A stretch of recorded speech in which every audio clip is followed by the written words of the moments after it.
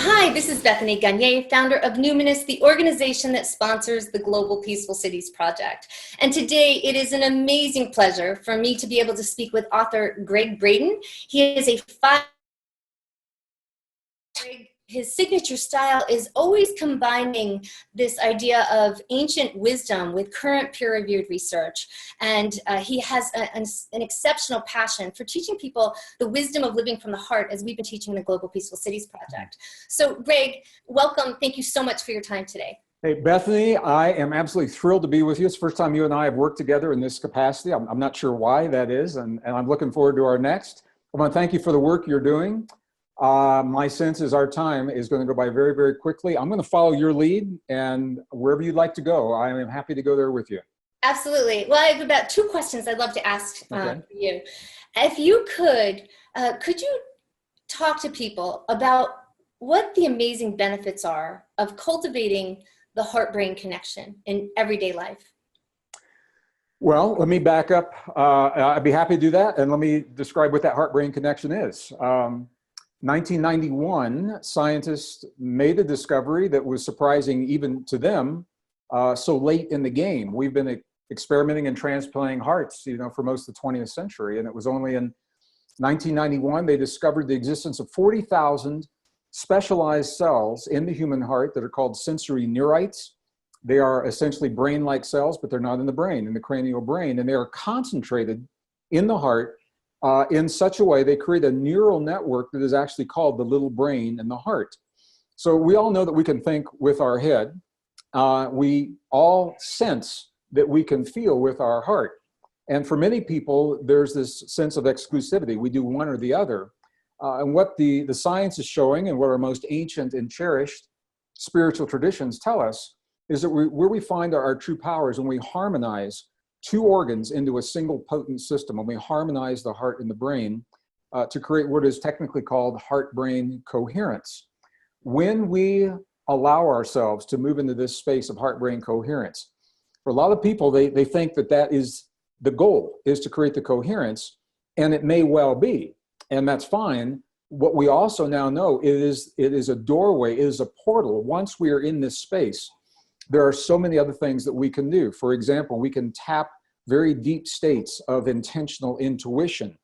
We all have spontaneous intuition. It's hard to have that deep knowing when the conditions are least favorable to creating it, and that's when we need it the most. We can create intuition, deep intuition on demand, resilience to big change in our lives, big changes in the world, and we're all seeing that change. We can all use that resilience right now. Absolutely.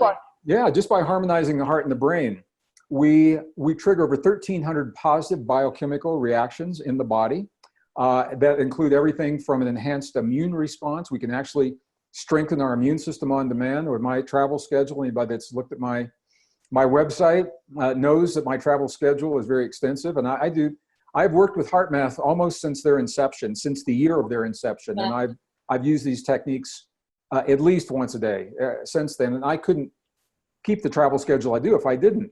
We also now know that it is a trigger to release powerful longevity enzymes in the human body that were only recently discovered in the 20th century, as well as helping us to achieve brain states that were thought to be possible only to monks and nuns and mystics, the higher gamma brain states that enhance our cognitive abilities, super learning, super cognition, super recall once we do learn something.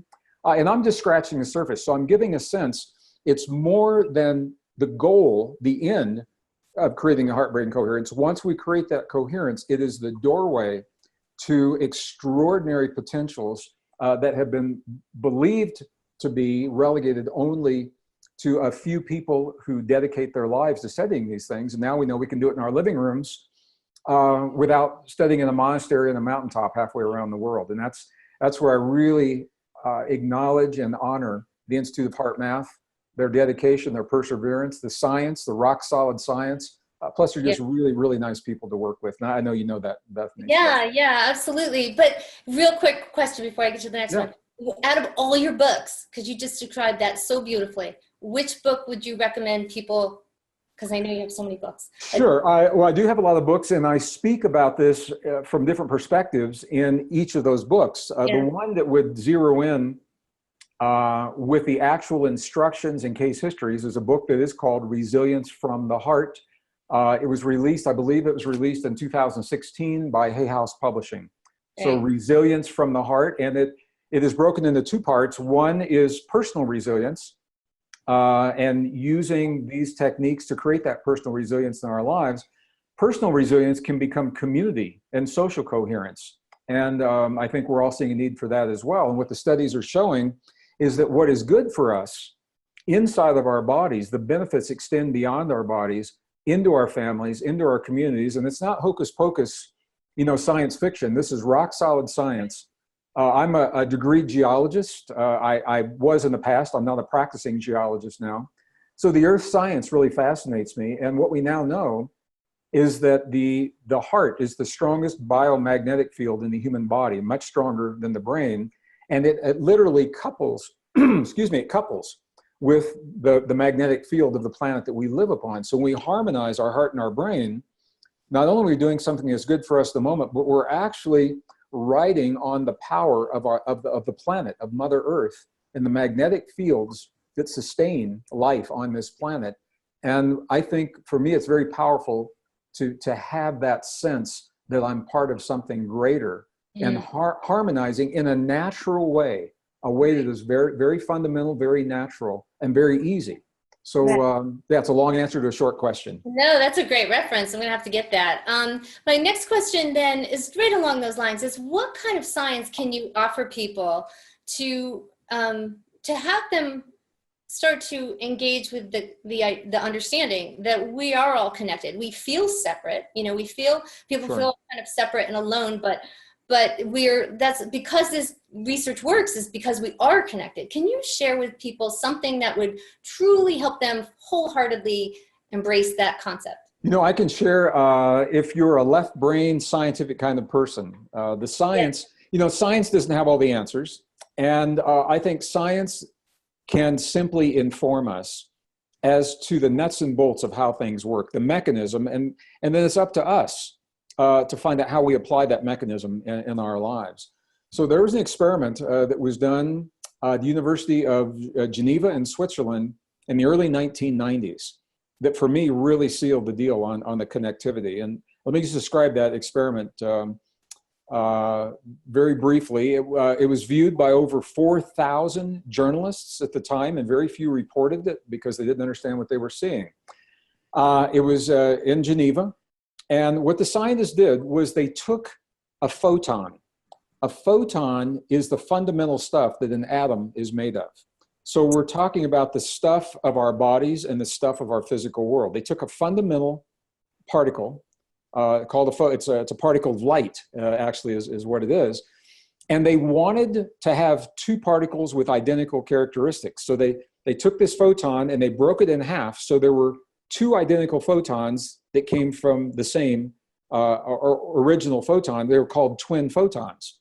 What they did was they put these photons in a specialized device, and they shot one of the photons 7 miles in a fiber optic cable in one direction, 7 miles in the fiber optic cable in the opposite direction. They're now 14 miles apart. This is where the experiment began. What they found was whatever they did to one photon, the other one acted like it was having the same experience, and there was no lag time for the information to get from one to another. They used atomic clocks to time this. It was instantaneous. So if they changed the spin on one photon, the other one immediately showed the same spin. If they forced one photon to take a certain path, the other photon took the same path mirrored on the other side. And they said, well, how can this be instantaneous?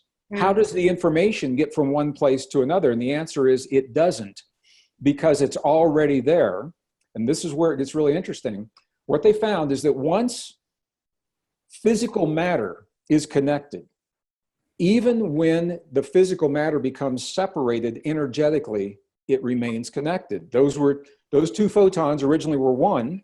Once they were physically separated, energetically, they were still connected as one. Here's why that's important. We go back about 14 billion years ago.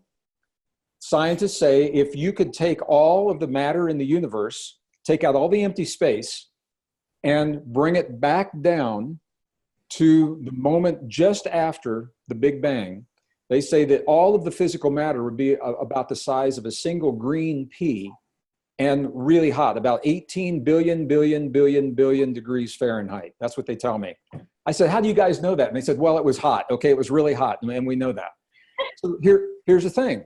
That means that in that moment, if physical matter, when it originates as a single particle, and then that matter becomes separated physically, it's still connected energetically. The entire universe, if we were to go back in time and bring the expansion back to the point where it began, was the size of a single green pea. Everything was connected. Even though the atoms are expanding and there's a lot of empty space, energetically, we're still connected. So that, to me, it makes perfect sense that we would have this energetic connection, and there's a field of energy that is now acknowledged. I was just at the CERN superconducting super collider in Geneva, Switzerland a few months ago, where scientists have actually now confirmed the field that underlies this physical reality. You would think it would be in, headlines on, all the news channels, and it makes it into very technical and very specific kinds of publications. You don't see it in the general public. So what we know is there's a field of energy that connects all things. All physical matter was once connected, even though it is separate now. Physically, energetically, it's still connected, just like those two photons. Right. And when I began to understand that, I said, it makes perfect sense that we would be so connected, and it makes perfect sense that we would have access to that connection. And that's where the heart and the brain come in. Two separate organs, and both of them are important. What we as humans have the ability to do that no other form of life can do on demand, consciously, by choice, the way that we do, as far as we know, is we can sit down a moment in time and we can harmonize two separate organs into a single potent system that gives us access not only to our own energetic system, but to the energetic system that extends beyond our bodies and connects the world around us. For me, this is where our mastery comes in. It's the essence of our most ancient and cherished spiritual tradition, not the religions, but the spirituality that precedes the religions. This is the essence of what they always said to us, is that we are part of rather than separate from the world. And as we embrace that we are part of rather than separate from, and we begin to accept our place, our role of mastery in that field, it makes perfect sense to me that we would have the opportunity to influence, not control, not manipulate, right. Influence what happens to the energy in our bodies. And we see this through what are called miraculous or spontaneous healings, but also influence the world beyond our bodies. And the HeartMath is showing us this through a project they have called the Global Coherence Initiative, which is where they're training people to create coherence in their bodies, knowing that coherence is reflected, it's fed into the field. And the results are showing up, as you are part of, Bethany, you're doing this, in large population centers. What they find is crime rates are reduced, emergency hospital room visits reduced, violent crimes against people are reduced while we are creating this coherent feeling. And the problem is, when people stop, often those statistics reverse. And this leads us to the very heart of our most cherished traditions, is that this harmony isn't something that we do in a moment in time. It's something we become in our lives. To the best of our abilities, we live this heart-brain harmony in our bodies, and it's reflected in the world around us. So I just wanted to follow with that thought, and now wherever you'd like to go with amazing the way you brought all that together, and you just closed it up so beautifully. Thank you so much. That's our mission here at the Peace Project, is to teach people how to embody the heart-brain connection so that we can start solving problems from the heart. And thank you so much. Your work is an amazing contribution to that. And what's your website again? My website is www.gregg, it's Gregg, 2 G's, .com, and you can go there. You can see all the events that we're doing. All the books are out there.